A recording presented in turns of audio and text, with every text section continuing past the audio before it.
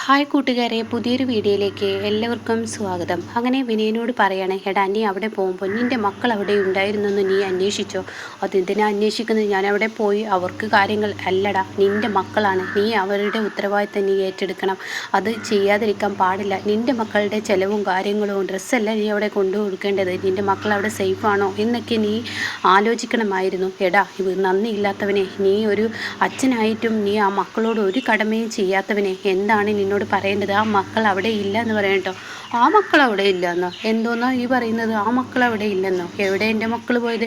അമ്പിളി ചേച്ചിയല്ലേ എൻ്റെ മക്കളെ ഞാൻ ഏൽപ്പിച്ചത്, പിന്നെ എൻ്റെ മക്കൾ എങ്ങോട്ടേക്ക് പോവാനും? അത് കേൾക്കുന്നതിനോടുകൂടി ഉടൻ തന്നെ പറയാൻ, അതെ ആ മക്കൾ അവിടെ ഇല്ല, ആ മക്കൾ അവിടെ ഇല്ലെന്നുള്ളത് അമ്മ ആദ്യം അമ്മയോട് ആര് പറഞ്ഞു?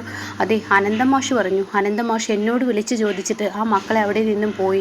അനന്തമാഷ് ഇനി ഈ കാണിക്കുന്നത് മുൻകൂട്ടി മനസ്സിലാക്കിയത് കൊണ്ടാന്ന് തോന്നുന്നു. അനന്തമാഷ് അവിടെ നിന്നും ആ കുട്ടികളെ കൊണ്ടുപോയി.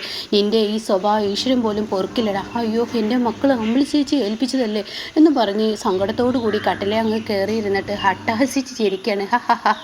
എന്ത് നല്ലൊരു കാഴ്ച, എന്ത് രസകരമായ കാഴ്ച. എനിക്കിത് തന്നെയാണ് കിട്ടാൻ ആഗ്രഹിച്ചത്. ഇതിപ്പോൾ രോഗി എന്നൊക്കെ പറഞ്ഞിട്ട് ആ പഴഞ്ചൊല്ല് പറയുകയാണ് കേട്ടോ. എന്നിട്ട് പറയണേ, ഞാൻ ആഗ്രഹിച്ചത് ഇത് തന്നെ, അത് കിട്ടിയല്ലോ, എന്തായാലും എനിക്ക് സന്തോഷമായി. ആ മക്കളെ അമ്മയും അമ്മാവനെയും വിഷമിപ്പിക്കാതെ എന്നേക്കുമായി ഇവിടെ നിന്ന് ഒഴിവാക്കാൻ എന്തൊരു വഴി എന്ന് ചിന്തിച്ചിരിക്കുമ്പോൾ ആ വഴി എൻ്റെ കൺമുന്നിൽ തുറന്നു വന്നിരിക്കുന്നത്. എന്തായാലും എനിക്ക് ഒരുപാട് സന്തോഷമായി. അമ്മയും അമ്മാവനും ഈ പറയുന്ന ആ വഴി കണ്ടല്ലോ.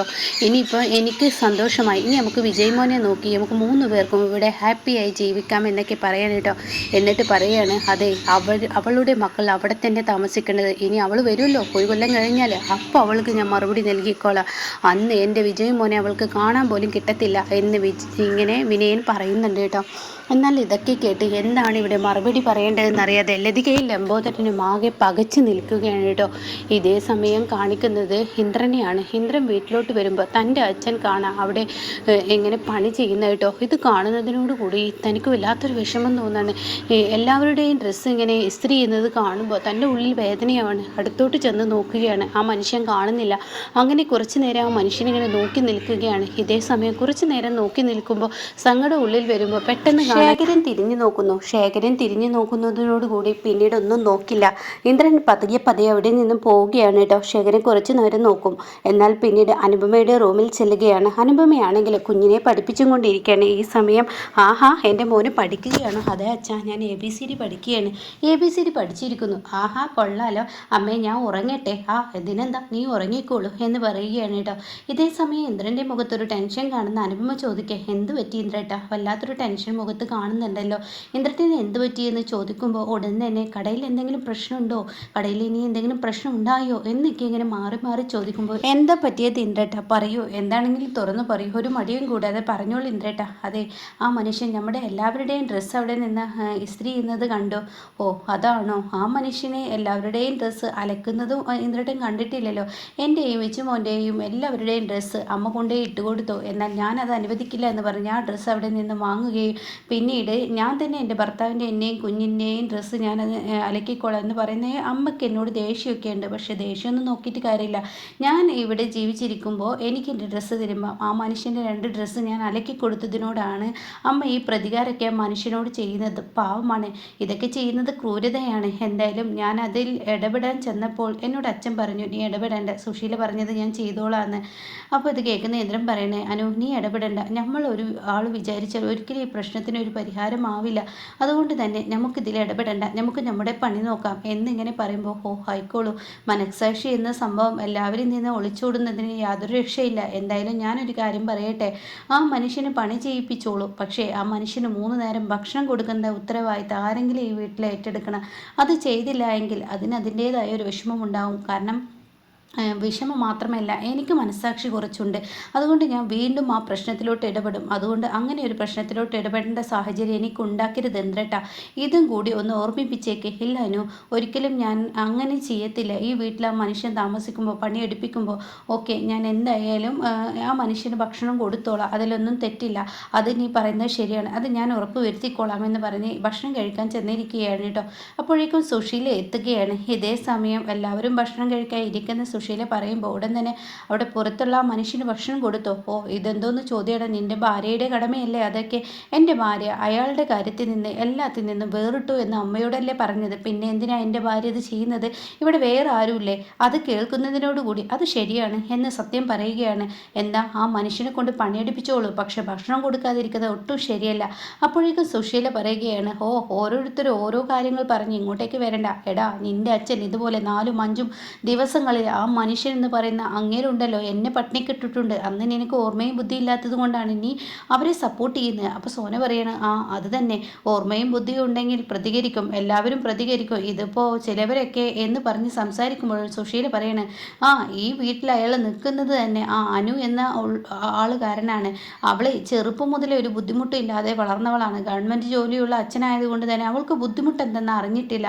എന്നാൽ അങ്ങനെയെല്ലാം നിങ്ങളൊക്കെ ഞാൻ വളർത്തിയത് അയാൾ കാരണം ഞാൻ ഒരുപാട് ബുദ്ധിമുട്ട് വിഷമങ്ങളും നിങ്ങളൊക്കെ അനുഭവിച്ചിട്ടുണ്ട്. അതുകൊണ്ട് അതിൻ്റെ ഉള്ളിൽ നിന്നും പോവില്ല. അയാളെ 4-5 ദിവസം പട്ടിണി കിട്ടാലോ യാതൊരുവിധ കുഴപ്പമില്ല. അപ്പോൾ സോന പറയുന്നത് ശരിയാണ്, അത് ചെയ്യണം. അതെ, ഇവിടെ ചില ആൾക്കാർക്കൊക്കെ ആളാവാൻ വേണ്ടി പലതും കാട്ടിക്കൂട്ടുകയാണ്. അപ്പോൾ സുശീല പറയുന്നത് ശരിയാണ്, ആളാവാൻ വേണ്ടി കാട്ടിക്കൂട്ടുകയാണ്. അയാളെ ഇവിടെ ചിലർ തലയിൽ കയറ്റി വെക്കുന്നത് കൊണ്ടാണ് അയാൾ ഈ വീട്ടിൽ നിന്ന് പോവാത്തത്. അയാൾ ഈ വീട് വിട്ടു പോകണം, അതാണ് ഞങ്ങളുടെയൊക്കെ ആവശ്യം എന്ന് സോനയും പറയുമ്പോൾ ശരി ആയിക്കോട്ടെ, നിങ്ങൾ പണിയെടുപ്പിച്ചോളൂ, പക്ഷേ ഈ വീട്ടിൽ ആരെങ്കിലും അയാൾക്ക് ഭക്ഷണം കൊടുത്തിരിക്കണം, അത് നിർബന്ധമാണ്. അനു കൊടുക്കില്ല, അതുകൊണ്ട് തന്നെ ഈ വീട്ടിൽ ആരെങ്കിലും കൊടുക്കണമെന്ന് പറഞ്ഞിട്ടുണ്ടെങ്കിൽ കൊടുത്തിരിക്കണം, അതിന് യാതൊരു ഇളവില്ല എന്ന് പറയുമ്പോൾ സുശീലയ്ക്ക് ദേഷ്യം പിടിക്കുകയാണ് കേട്ടോ. എന്നാൽ ഈ സമയം ഇവിടെ അമ്പിളിയാണ് കാണിക്കുന്നത്. അമ്പിളി രഘുവിന് ഭക്ഷണം വിളമ്പി കൊടുക്കുമ്പോൾ അച്ഛൻ ഈ സമയം വരെ അച്ഛനെ എടുക്കുന്നില്ല, ഫോൺ എടുക്കുന്നില്ല, വിളിക്കുന്നില്ല. എന്താ സംഭവം എന്നറിയില്ല, അച്ഛൻ എന്തോ മനസ്സിൽ തട്ടിയിട്ടുണ്ട്, അതുകൊണ്ടാണ് അച്ഛൻ ഇങ്ങനെയൊക്കെ പ്രവർത്തിക്കുന്നത്. അത് കേൾക്കുന്ന രഘു പറയണേ, എൻ്റെ ഒരു സംശയം, നീ ഇന്നലെ രാത്രി എന്നോട് സംസാരിച്ചില്ല, അത് നിൻ്റെ അച്ഛൻ കേട്ടു. എന്താ രഘുട്ട ഈ പറയുന്നത്? എൻ്റെ അച്ഛനെ ഒളിഞ്ഞു കേൾക്കുന്ന സ്വഭാവമില്ല, അതല്ല യാദൃശികമായി കേട്ടതാണ്. ഞാൻ സോഫയിൽ ഇരിക്കുന്നത് കണ്ട്, സിറ്റിങ്ങിൽ ഇരിക്കുന്നത് കണ്ട്, അത് വെച്ചിട്ട് ഞാൻ റൂമിലേക്ക് സംസാരിക്കുന്ന അങ്ങോട്ടേക്ക് കേൾക്കോ? ഇല്ല, എനിക്ക് അറിയാം, പക്ഷേ അദ്ദേഹത്തിൻ്റെ കയ്യിലൊരു കഫ് സിറപ്പ് ഉണ്ടായിരുന്നു. അമ്മാവൻ ആ കഫ് സിറപ്പ് എന്നെ ഏൽപ്പിച്ചു. ഒരു പക്ഷേ നിൻ്റെ റൂമിലോട്ട് ആ കഫ് സിറപ്പ് തരാൻ വന്നപ്പോൾ നീ പറയുന്നതെല്ലാം കേട്ടിട്ടുണ്ടാവും, അതുകൊണ്ടായിരിക്കും. ഈശ്വര, എന്നെ വീണ്ടും അച്ഛൻ വെറുത്തോ? എന്തൊരു കഷ്ടമാണ് ഈ വികട സരസ്വതി, എൻ്റെ അങ്ങനെയൊക്കെ പറഞ്ഞിട്ട് എൻ്റെ നാവ് കാരണം എന്തെല്ലാം പ്രശ്നങ്ങളാണ് ഈശ്വര വരുന്നത്. എന്തൊരു കഷ്ടമാണ്, മനസ്സിൽ വെക്കാതെ അപ്പോഴത്തെ ദേഷ്യത്തിൽ വിനയനോട് അങ്ങ് സംസാരിച്ചത്, വിനയനെ ദേഷ്യത്തിൽ അങ്ങനെയൊക്കെ പറഞ്ഞതാണ് എന്നൊക്കെ ഇങ്ങനെ പറയുകയാണ് കേട്ടോ. അപ്പോഴാണ് ദാസ് അങ്ങോട്ടേക്ക് കയറി വരുന്നത്. ദാസിനെ കാണുന്നതിനോടുകൂടി ഈ സംസാരം ഇവിടെ നിർത്ത്, അദ്ദേഹം കേൾക്കണ്ട. അപ്പോൾ ദാസ് ഭക്ഷണം കഴിക്കാൻ ഒരുങ്ങിയാണ്, ഞാൻ വിളിക്കാൻ വരികയായിരുന്നു എന്ന് അമ്പിളി പറയാണ്. എന്തായാലും കഴിച്ചു തുടങ്ങിക്കോളൂ, എന്താണ് സ്പെഷ്യൽ? മുട്ടക്കറിയും പൂരി, മുട്ടയായതുകൊണ്ട് മുട്ട വേണ്ട എന്നിങ്ങനെ ദാസ് പറയുകയാണ്.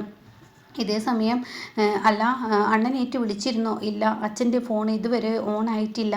അപ്പോൾ ഉടൻ തന്നെ ദാസ് പറയാണ്, എന്തെങ്കിലും പ്രത്യേക കാരണങ്ങളില്ലാതെ അണ്ണൻ പോകത്തില്ല. അപ്പോൾ ഉടൻ തന്നെ അമ്പിളി, എന്തെങ്കിലും കാരണം നിൻ്റെ വായിൽ നിന്ന് ഉണ്ടായിട്ടുണ്ടോ? അപ്പോൾ അമ്പിളി പറയാണ്, ഇന്നലെ രഘുവേട്ടന് വിനയോടുള്ള ദേഷ്യം കൊണ്ട് ഞാൻ 1-2 പറഞ്ഞു, അത് അച്ഛന് വേണമെങ്കിൽ കേട്ടിട്ടുണ്ടാവും, പറയാൻ വയ്യ, അതുകൊണ്ടായിരിക്കും അച്ഛൻ ഇവിടെ നിന്ന് പോയിട്ടുണ്ടാവുക. അപ്പോൾ ദാസ് പറയണ, അങ്ങനെ അങ്ങ് വിലയിരുത്തല്ലേ, ഒരുപക്ഷെ അതായിരിക്കും, ഒരുപക്ഷെ അതല്ലായിരിക്കാം, എന്തായാലും ഇവിടെ നിന്ന് പോകാൻ ഒരു കാരണമുണ്ടായിട്ടുണ്ട്. ആ കാരണം എന്തെന്ന് ഞാൻ നാളെ അനുവിൻ്റെ വീട്ടിൽ ഒരുപക്ഷെ ഉണ്ടായേക്കാം, അപ്പോൾ അവിടെ പോയി അന്വേഷിക്കട്ടെ എന്ന് പറയട്ടോ. ഈ സമയം എന്തായാലും പഞ്ചരത്നത്തിലോട്ട് പോവില്ല, മഞ്ചാടിയുടെ എക്സാം കഴിഞ്ഞല്ലാതെ പഞ്ചരത്നത്തിലോട്ട് പോവില്ല, അപ്പോൾ അതുകൊണ്ട് തന്നെ ഇവിടെ ഉണ്ടാവും. അപ്പോൾ ഞാനൊന്ന് പോയി നോക്കി വിവരങ്ങളൊക്കെ ഒന്ന് അന്വേഷിക്കട്ടെ എന്നിങ്ങനെ ദാസ് പറയുന്നു കേട്ടോ.